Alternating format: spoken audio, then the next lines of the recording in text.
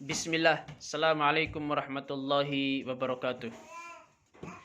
Innal hamdalillah nahmaduhu wa nasta'inuhu wa nastaghfiruh. Wa na'udzu billahi min sururi anfusina wa min sayyiati a'malina. May yahdihillahu fala mudhillalah wa may yudlil fala hadiyalah. Asyhadu an la ilaha illallah wa asyhadu anna Muhammadan abduhu wa rasuluhu.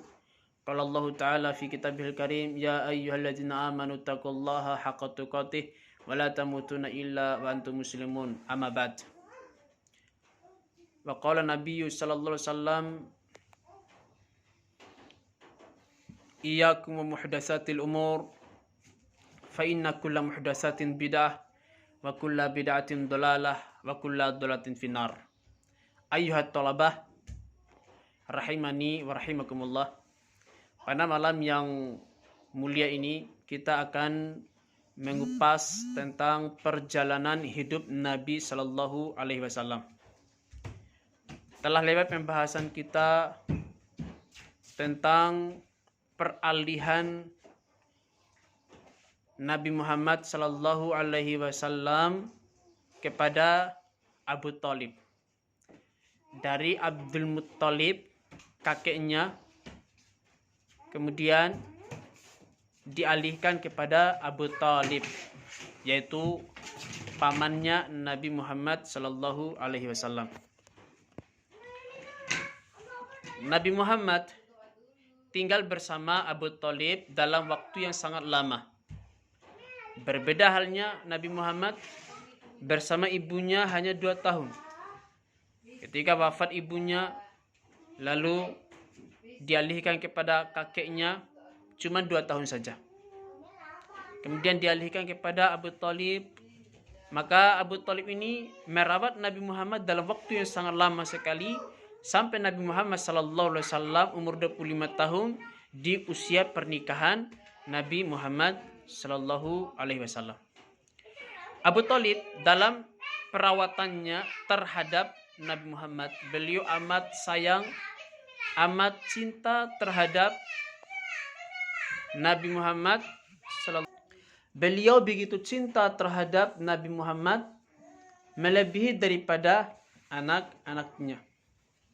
Namun Abu Thalib ini beliau sangat fakir miskin Abu Thalib ini. Tapi karena keberadaan Nabi Muhammad SAW di rumah tangga beliau, maka Allah Subhanahu wa Ta'ala memberkahi rezeki Abu Thalib.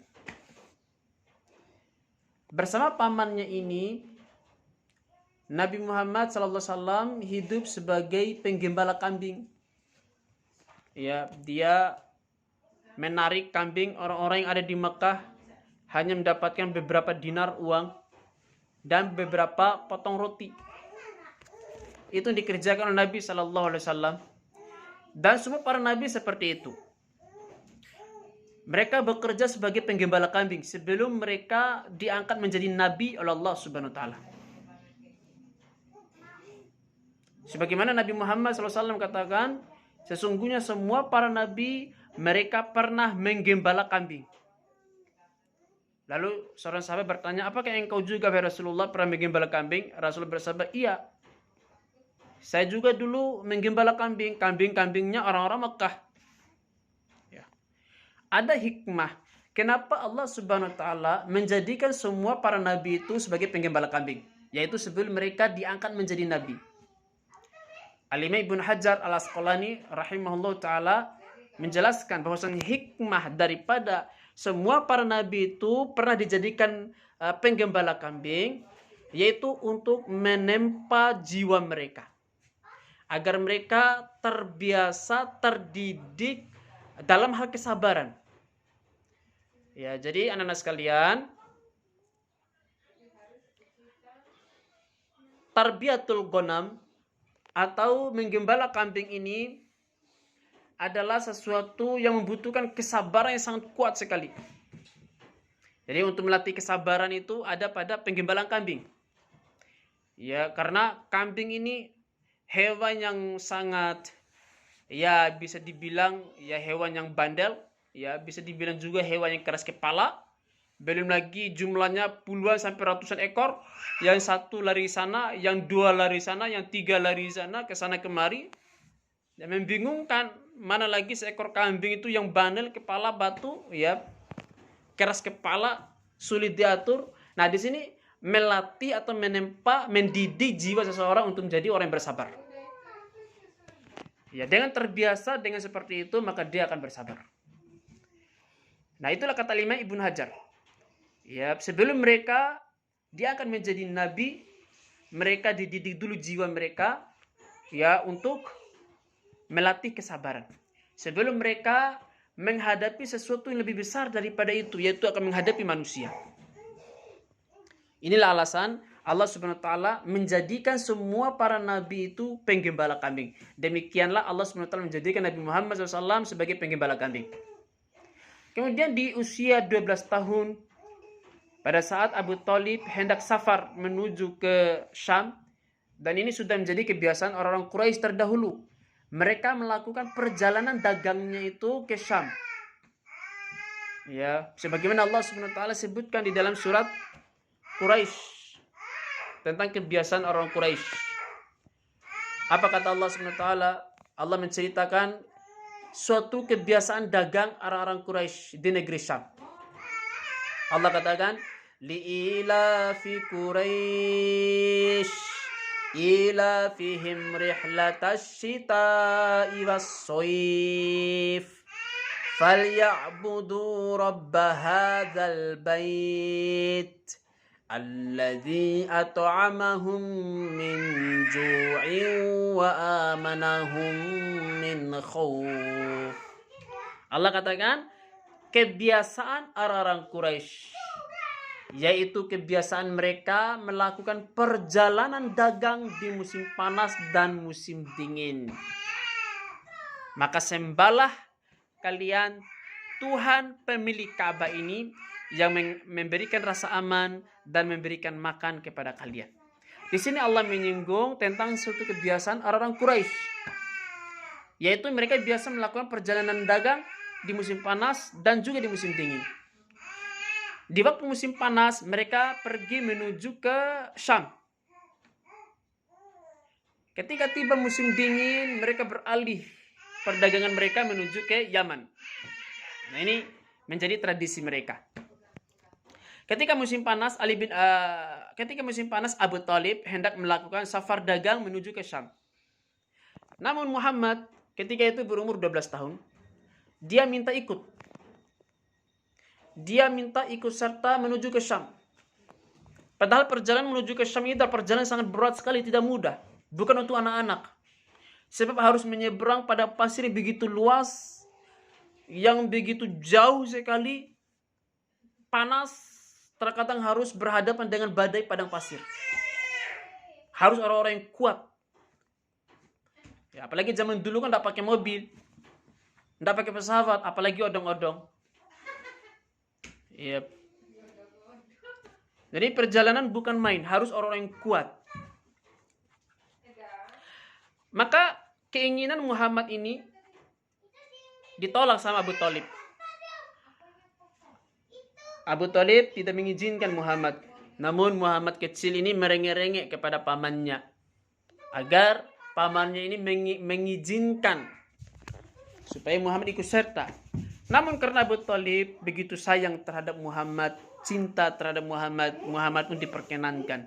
Dia naik di atas kuda, lalu mereka pun berjalan. Ya, rihlah perjalanan menuju ke Syam. Syam itu ia terdiri dari 5 negara. Syam itu terdiri dari 5 negara. Dulunya satu negara yaitu Syam. Dia adalah Palestina, kemudian Yordania, kemudian Lebanon, kemudian Suriah, kemudian Yordania. Nah, ini negara Syam dulu. Kalau disebut Syam itu terdiri dari 5 negara ini. Palestina, Suriah, Lebanon, Yordania, Ya, jadi intinya 5 negara itu.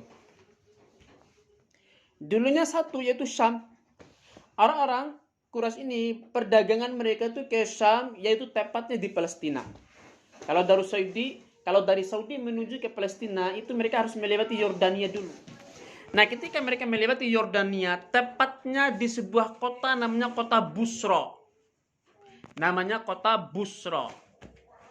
Di kota Busra itu ada sebuah gereja yang sangat besar. Pemiliknya adalah seorang pendeta yang bernama Bahiro. Pendeta Bahiro. Pendeta pemilik daripada gereja tersebut. Nah, pendeta Bahiro ini kebetulan dia sedang berdiri atau berdiri di samping jendela. Dia melihat dari jarak jauh. Bila ada pepohonan, bebatuan bersujud kepada suatu rombongan. Dari kejauhan, rombongan sedang berjalan, pepohonan dan bebatuan itu sujud. Lalu Bahiro ini tahu bahwasanya pepohonan dan bebatuan itu tidak akan sujud melainkan kepada Nabi akhir zaman. Demikian disebutkan di dalam kitab Injil mereka. Lalu dengan segera pendeta Bahiro itu dia keluar dari gerejanya, ia segera menuju ke rombongan itu. Ya, dia akan cari tahu siapa nabi di antara mereka. Datanglah Bahiro. Lalu Bahiro itu dia mempelototi seorang anak. Dia melihat ada seorang anak yang berumur 12 tahun. Dari fisiknya saja Bahiro sudah menyadari, sudah mengetahui ya bahwasanya ini adalah nabi. Apa kata Bahiro? Siapa yang punya anak ini? Abu Thalib menjawab, dia adalah anak saya. Lalu ditimpali oleh pendeta, tidak mungkin anak ini punya bapak. Pasti bapaknya meninggal ketika dia belum lahir. Kata pendeta tadi. Ini membuat Abu Thalib kaget, dari mana dia tahu? Lalu Abu Thalib bilang, iya benar. Ya, bapaknya meninggal sebelum dia lahir. Dan juga ibunya meninggal ketika dia masih kecil. Maka pendeta Bahiro ini berkata, sesungguhnya anak ini akan menjadi seorang nabi. Dia akan menjadi nabi rahmatan lil alamin. Ciri-cirinya telah disebutkan di dalam kitab Injil. Fisiknya dijelaskan, ada ciri-ciri ditempel kenabian di punggungnya. Semuanya dijelaskan, dilihat oleh Bahiro. Ya, fisiknya, tanda-tandanya semuanya dijelaskan di dalam kitab Injil. Ya, dan semuanya ada dan terbukti pada anak ini dan menunjukkan anak ini nanti akan menjadi nabi akhir zaman. Maka Bahiro memperingatkan kepada Abu Thalib, waspadalah dari orang Yahudi. Apabila orang Yahudi tahu tentang anak ini, maka orang Yahudi akan membunuh anak ini. Bawa pulang, jangan melanjutkan perjalanan. Segera bawa pulang anak ini. Akhirnya Abu Thalib ya tidak jadi melanjutkan perjalanan ke Syam, ya ke Palestina. Ia membawa segera Nabi Muhammad pulang kembali ke Makkah. Karena diwaspadai oleh pendeta Bahiro akan ancaman bahaya dari orang-orang Yahudi. Sebab kalau orang Yahudi tahu bahwasanya Nabi akhir zaman itu ada pada anak ini, ada pada Muhammad ini, maka mereka bakal membunuh anak ini. Ya, akhirnya Abu Thalib berhasil membawa pulang Nabi Muhammad hingga sampai ke Makkah. Wallahu taala alam. Aku qouli hadza astaghfirullah li wa lakum innahu huwal ghafurur rahim.